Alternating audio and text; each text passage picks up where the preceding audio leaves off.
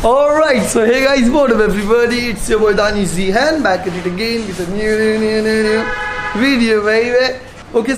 Hello दोस्तों, कैसे हैं आप लोग। मैं अखिलेश स्वागत करता हूं आपको अपने यूट्यूब चैनल में। आज हम बात करेंगे social media star Danish Jain के बारे में।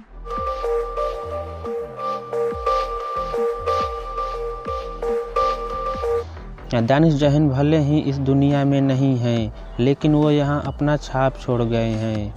शायद ही कोई इंटरनेट यूजर होगा जो दानिश जैन को नहीं जानता होगा।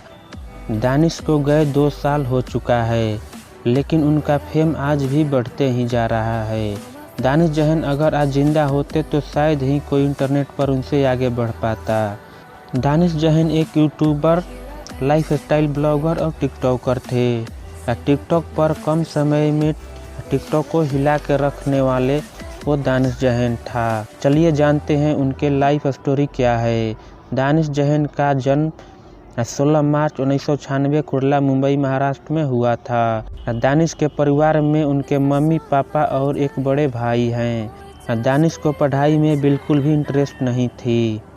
दानिश ने अपनी स्कूली पढ़ाई केदारनाथ विद्या प्रसारणी इंग्लिश हाई स्कूल से की थी, लेकिन वो काफ़ी तेज दिमाग के थे। एग्ज़ाम आने पर थोड़े ही टाइम में वो एग्ज़ाम की तैयारी कर लेते थे।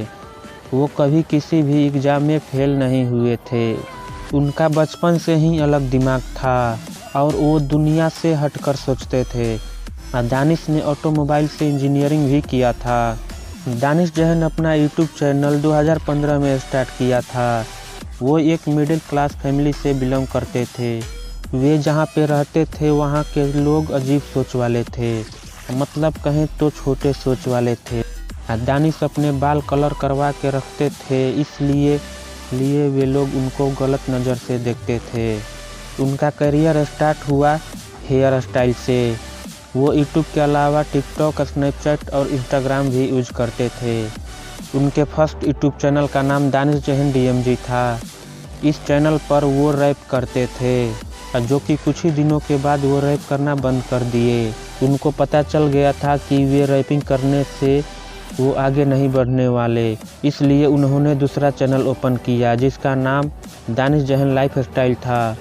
चैनल बनाने के बाद उनको कैमरा से बात तक नहीं करने आती थी, उनको लोगों से बात नहीं करने आती थी। फिर भी वो ब्लॉग वीडियो बनाते रहे। कुछ दिनों के बाद लोगों को इनकी वीडियो पसंद आने लगी और इनकी वीडियो चलने लगी। जब वो ब्लॉग बनाते थे उनके पास iPhone 6 था, उसी से वो अपना ब्लॉग्स बनाते थे, जो कि उनके भाई ने उनको गिफ्ट किया था। तब उनके पास ना ही कैमरा था ना ही लैपटॉप था। फ़ोन से ही वीडियो बनाते थे और फ़ोन से ही एडिट करते थे। धीरे धीरे कुछ ही दिनों के बाद उनका 1000 सब्सक्राइबर हो गए और जो रैप वाली आईडी थी उस पर 2 साल के बाद 300 के सब्सक्राइबर हो गए। पहले वाले चैनल पर 1000 सब्सक्राइबर उनके लिए बहुत बड़ी बात थी। देखते देखते 1000 सब्सक्राइबर 1 महीने के बाद 10,000 हो गए। फिर देखते देखते वो 10,000 सब्सक्राइबर 1 लाख में बदल गया। व्यूज मिलियन में आने लगा। अब उनका लाइफ चेंज हो गया था। इंस्टाग्राम भी ग्रो होने लगा, कंपनी अप्रोच करने लगी। अब उनके पास काम बढ़ गया था। फिर उन्होंने जिम ज्वाइन कर लिया और बॉडी मेंटेन करने लगे। ब्रांड्स का ऑफर आने लगा।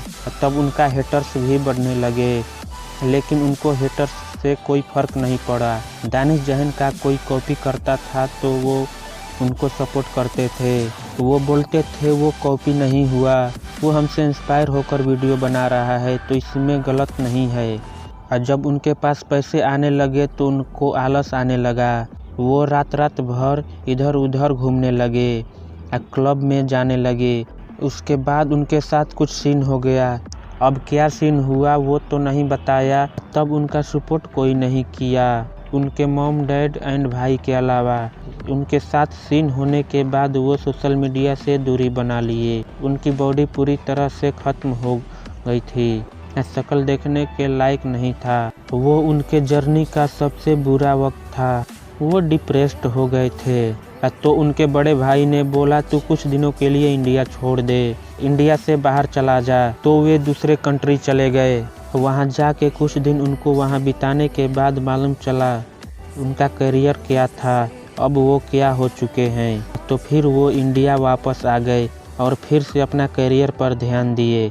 कुछ ही दिनों में वो पहले जैसा हो गए, सब कुछ अब ठीक हो गया था। लेकिन कुछ ही दिनों के बाद उनके साथ एक और सीन हो गया। किन्हीं रीजन के वजह से उनका यूट्यूब चैनल डिलीट हो गया। लेकिन उनको कोई फ़र्क नहीं पड़ा क्योंकि वो मेंटली स्ट्रांग हो गए थे। फिर से वो अपना दूसरा चैनल ओपन किया और फटाफट वीडियो बनाना स्टार्ट कर दिए। उन्हें पता था कि अपने ऑडियंस को कैसे खींचना है। इतना बड़ा चैनल डिलीट होने के बाद उनका पैसे आने का सोर्स बंद हो चुका था, ब्रांड्स आना बंद हो गया था, प्रमोशंस आना बंद हो गया था। अब उनका दूसरा चैनल बहुत तेज़ी से ग्रो हुआ। उस चैनल ने कुछ ही दिनों में 100 के सब्सक्राइबर कंप्लीट कर लिया। दानिश को खुशी इस बात की थी कि उनके पास 2 सिल्वर प्ले बटन आ गए थे। अब उन्हें इंतज़ार था गोल्डन प्ले बटन का, जो कि 1 मिलियन सब्सक्राइबर होने के बाद मिलता है। दानिश के लाइफ में अब सब कुछ सही हो गया था, अच्छा चल रहा था। 20 दिसंबर 2018 के रात खुशी अपने एक दोस्त के शादी में गए। उनके साथ 4 दोस्त और भी थे। शादी अटेंड करने के बाद रास्ते में गोवंडी पड़ता है, वहाँ पर गाड़ी से 2 दोस्त उतर गए। अब गाड़ी में 2 लोग बचे थे, एक दानिश और उनका दोस्त समीर। तो अब गाड़ी दानिश चलाने लगे। समीर ने बोला गाड़ी हमको चलाने दे, तू गाड़ी बहुत तेज चलाता है। तो दानिश बोला क्या फ़ायदा, तू भी अपने घर उतर जाएगा, तो गाड़ी हमको ही चलानी पड़ेगी। तो दानिश ही गाड़ी ड्राइव करने लगे। गोवंडी के बाद जैसे ही हाईवे पर गए, गाड़ी का स्पीड अब बढ़ गया, 100-120 का गाड़ी चलने लगा। तो एक गाड़ी दानिश ने ओवरटेक किया।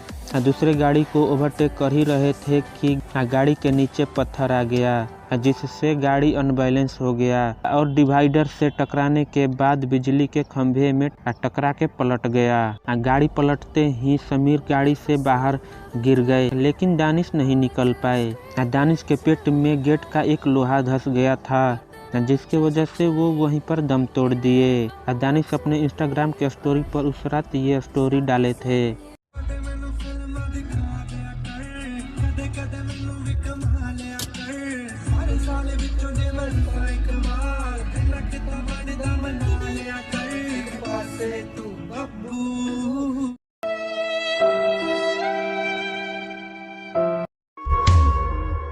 कच्ची थी आस की डोरी, एक पल में टूट गई है।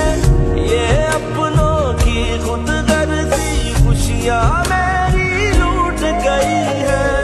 इस राह वफा में पाई हर मोड़ फकत रुसवाई, जो मंजिल की चाहत थी रस्ते